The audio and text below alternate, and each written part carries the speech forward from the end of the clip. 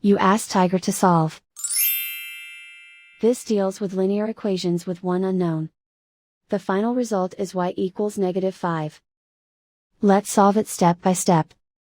Simplify the expression. Group like terms.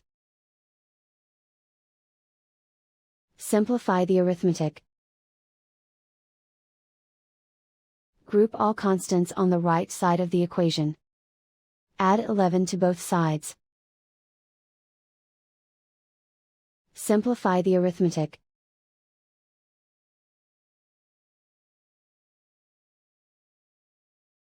Isolate the m.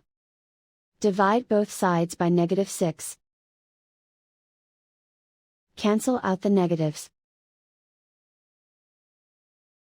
Simplify the fraction. Move the negative sign from the denominator to the numerator.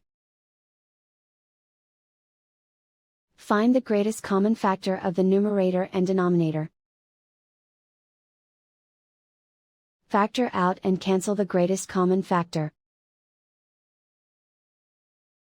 And so the final result is y equals -5.